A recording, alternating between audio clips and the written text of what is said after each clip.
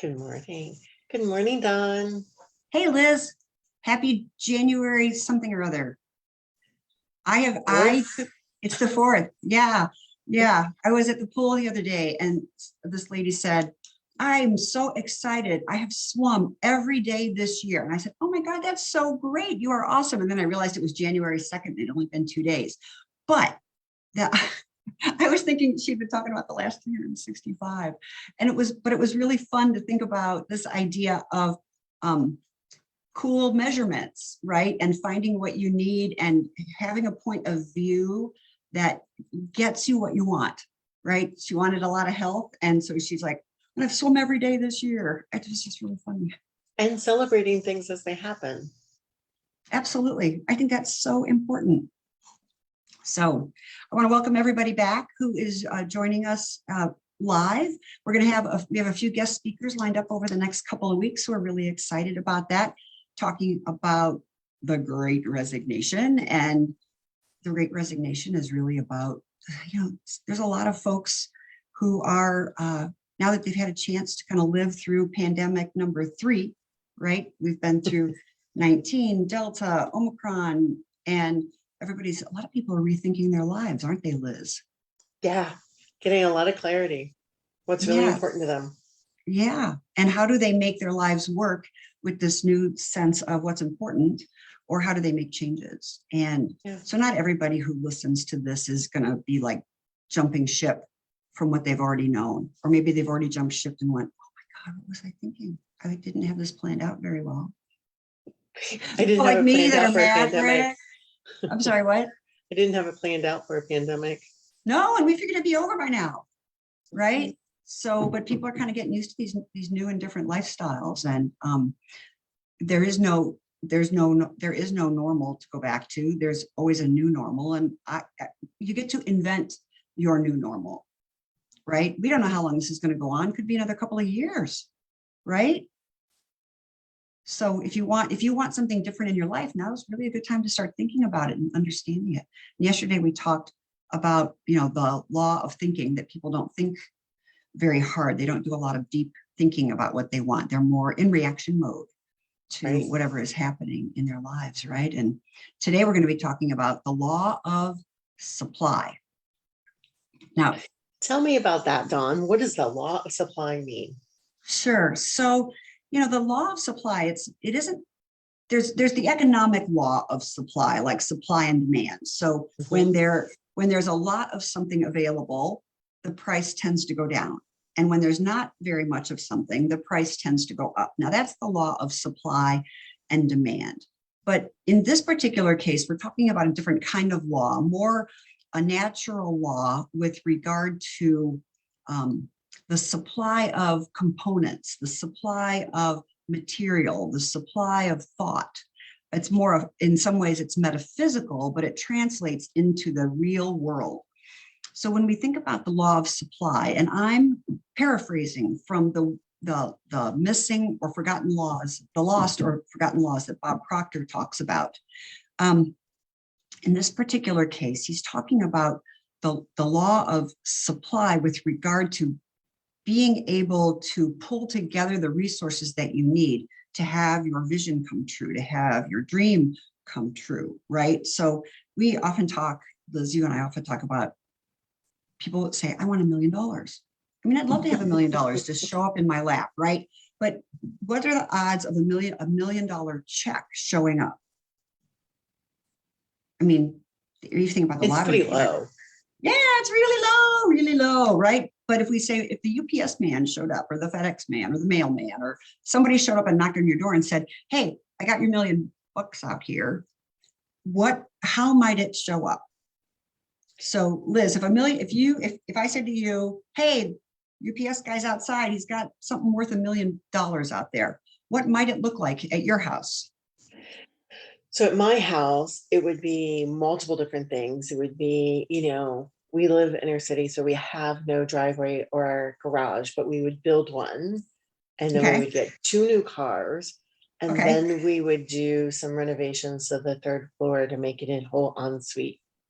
So you might have a contractor that shows up that says, somebody paid me to build your garage, to put in your driveway, to put in an ensuite, to do the renovation. So it's not going to be $1 million necessarily. It'll be a contractor that says, hey, I'm here to do the work. And they got he is all the supplies. yeah, and he is transforming, right?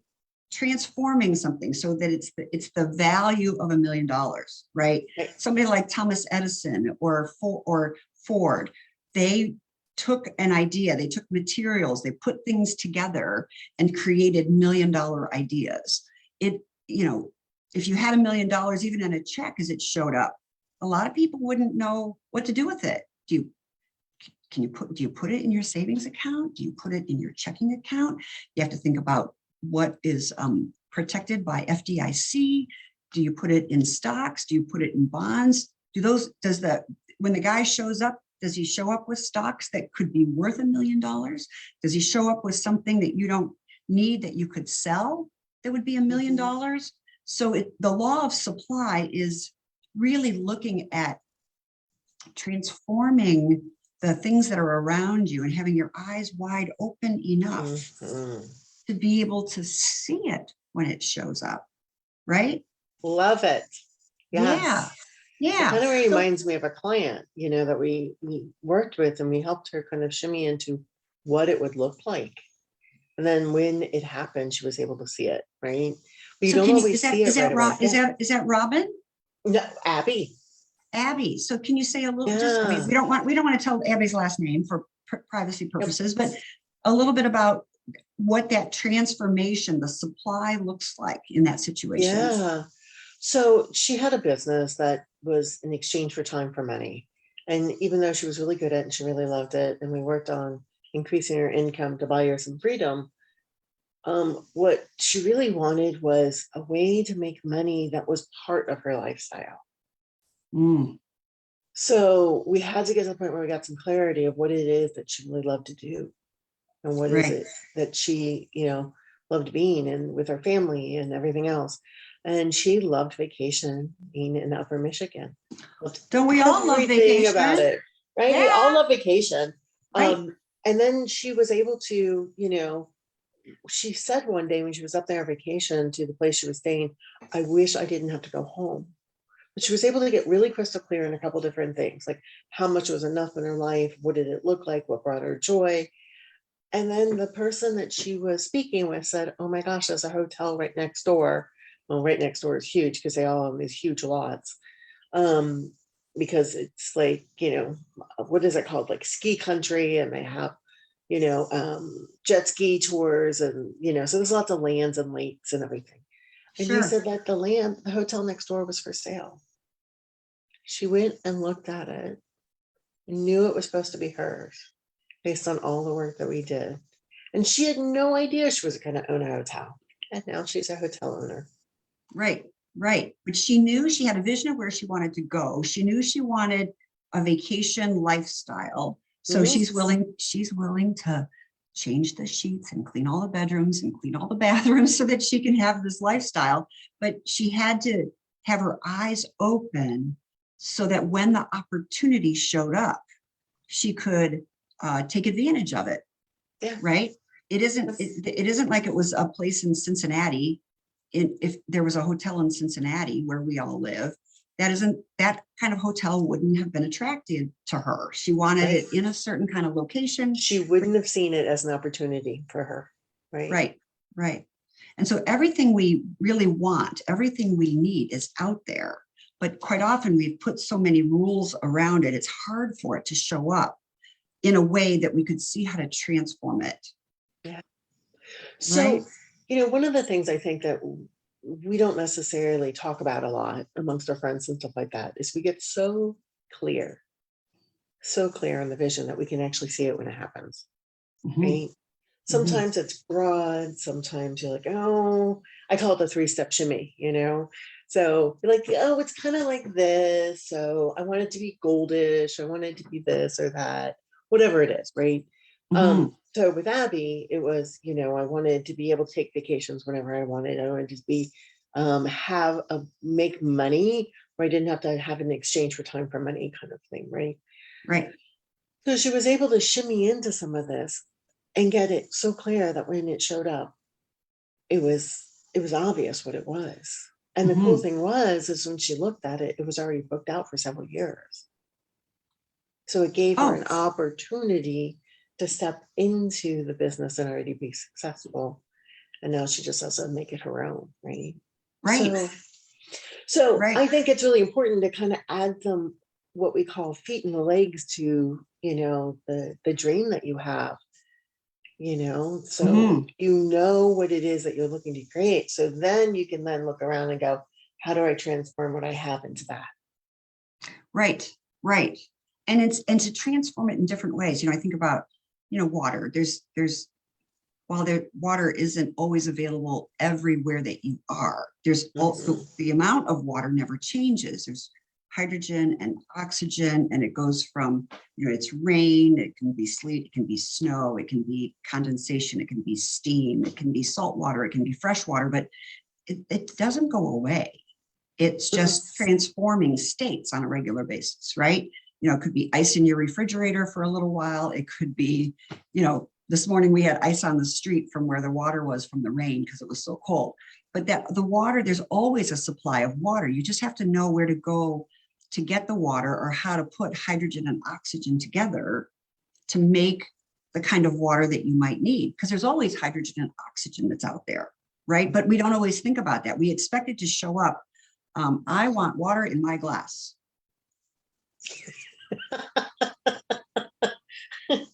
Now, if I stand here long enough, or if I go It'll outside, happen. maybe it'll rain, right? Maybe there'll be some fog, it'll land in my cup. But we don't think about, how do I get water into my cup? We just expect water to show up. And I think that's a big fallacy that a lot of us run into, especially if we're trying to start a new business or we're trying to change gears at our current workplace, or if we're an employer, right? If we're an employer, we kind of say, but I've offered them all of these things. How come people aren't staying? Well, you have to kind of think about, what is it that you want? What do they want? How do you pull the right resources together to make it happen? Right. And so it's could be about transforming existing resources or finding new ones. There's we didn't think about, everybody keeps talking about, we're going to run out of oil, we're going to run out of coal, we're going to run out of oil, we're going to run out of oil, but they've created fracking. Now, whether you like fracking or not doesn't matter, right? Right. The fact is, we thought we were going to run out, and we are not running out of some of these important things because people keep thinking of new ways of getting the supply that we need, right? And there's plenty of money. Now, it's not all in Mhm. my pocket, it's not all in your pocket, but those gazillionaires, they're getting it somehow, right? And they're not any better than we are. They just are open to ideas, and they might want to let loose some of it for people who are looking to Yeah. create new ideas or to disrupt things. But we think about, when a lot of us aren't willing to do the work, to do the transformation that's required, right? But people have to be willing to do the work. You can't just dream about it and hope it's going to show up. Yeah. Right. So you have to dream first, and then what? You have to Add take some. details, then put together a plan. Right. Right. Which is one of the Work things that towards a we love to plan. help people Hmm. do. We don't get wedded to a plan, but you got to take some sort of action for things to show up. Right. Yeah, Yeah. So what are you absolutely. thinking about with regard to, what is there plenty of, maybe, that people don't realize is around, that um like when we think about, we've got a client who's taking over a church, right? Yeah. And there's Hmm. plenty of resources available for her as she's doing it. She knows she can't do it alone. I think that's one of the first things, is knowing you can't and you should not do this stuff alone, right? But when you think about the different kind of resources that she's looking for and needing in general, what comes to mind, Liz? Like, So some of the things that come to mind is grant money for the neighborhood health center that she's trying to convert it into, and rooftop mhm, gardening. So then there's, access to healthy food in the middle of a concrete jungle, right? right, right, Right. Mhm. There's neighbors that are saying, we love what you're doing. Tell us how we can help you. Exactly. There are indoor, these people that are experts at indoor farming and rooftop farming that are kind of coming out of the woodwork saying, oh, pick me. I want to help you. I want to help you be able to do it. Yes. There's banks that are kind of falling all over her saying, oh, we really want to be able to support and fund these really cool things, but you have to let people know because the supply is there, but it doesn't have to be in your pockets right now. You have to imagine how are you going to transform things, right? And you have to be able to answer when someone says, what do you need? Oh, say more about Right? that. That is so Oh my important, God. If right? What somebody do you asked me need? that and I What went, do you need? oh my God, I have to think about that. And then they want you to be really specific because they want to be able to offer it. Right, If they right. ask the question, they Mhm. want to be able to offer it. Right. And you have to be able to know what you need so that you can see it, right? When it shows up. So, I mean, if you wanted a cake, if you walk into your kitchen and you wanted a cake, you were really hungry. Like sometimes I've been thinking about like a lemon poppy seed cake with some glaze on it. Nom, nom, nom, nom. Now, if I walk into my kitchen, it isn't going to be there. But there's Unless your ingredients. fairy godmother puts it in your kitchen That's and right. then That's right. Yeah, she's been away for a little while. I don't know where she's been. Maybe she's been on vacation, but I have the ingredients, yes. right? Except I don't necessarily have enough of I don't have the milk for that glaze that goes on top, but I have lemons, I have poppy seed, I have the flour, I have the eggs, I have everything else. So I can either go to the store where there's milk, I can talk to my neighbor and get some milk, right? I can take a walk to the Speedway because they probably have milk there, right? But I know the ingredients. So when people say, what do you want? And I say, I want a lemon poppy seed cake with this beautiful glaze on it. People could either bring me a cake, they can go into my kitchen, they can help me make it, right? They can bring me the ingredients that I need, but you have to know what you want. If they showed up with chocolate, I'd be like, well, that's nice, but I really wanted lemon poppy seed. So you have to be specific so they can give you what you want because you know how it is. Have you ever had, so let's think about Christmas. Yeah. Because if you said cake, you could get anything. But if you want lemon poppy seed cake, it's very specific. Right. It's very easy for people to give you what you want. Oh my gosh. It's easier. People put it, so Christmas time, right? People don't like to give lists. Oh, just get me whatever. And I'm like, oh, give me a list, please. Because now, otherwise, I'm stuck having to go from store to store. Will she like it? Will she not like it? Will it fit? Did I spend enough? Did I not spend enough? Right? And you don't say, hey, Amazon, I need something new. Send it to me. No, you got to tell Amazon what you want. That is so funny because we got a package delivered from Amazon and I was like, I just opened it. I didn't look at it. And I was like, what is this? It was a motorcycle hat to keep you warm under your helmet. And I went, this is weird. So we got to send it back to Amazon.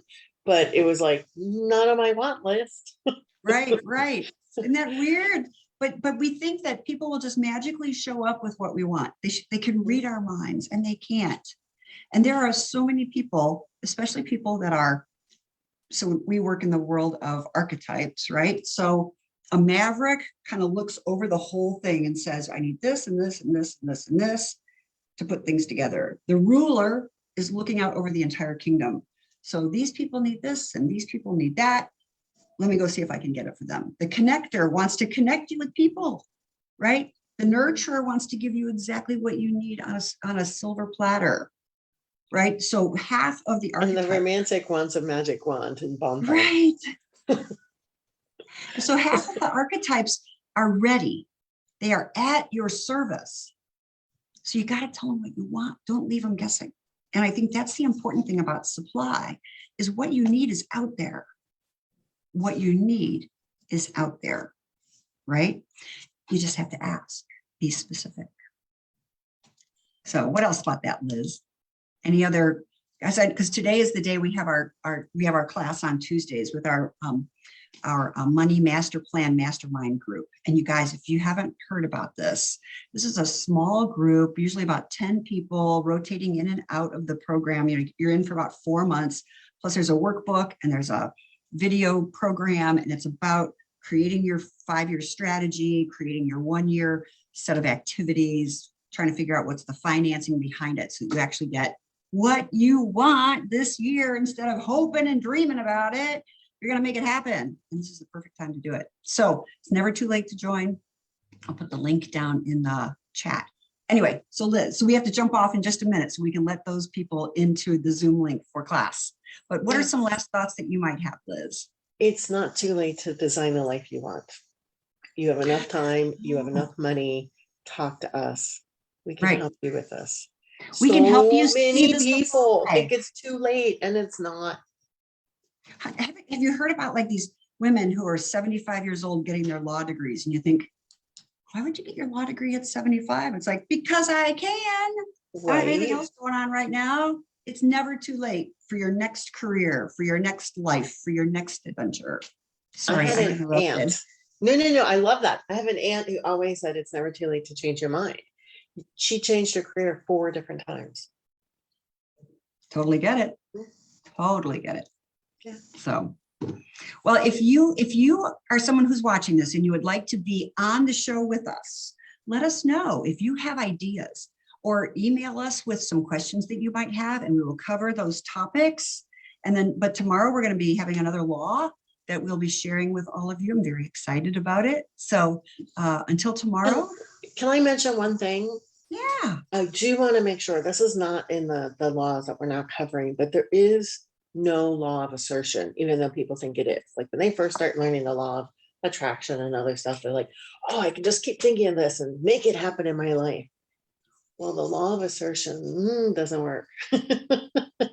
You're trying to force something into your life versus getting curious and stuff like that. And that's where I see some people getting really frustrated. So if you find yourself getting angry and frustrated, ask yourself, are you trying to force something? Right. And then reach out to us. Reach out to us, because we can actually see it when it's happening, and people don't always see that. So. Right. And it creates more trauma, and that's not helpful. Yeah. No, not at all. Okay. So Liz, I will see you over in the class. For the rest of you, we will see you tomorrow. We'll talk to you later. Bye-bye, everybody. Have a great day.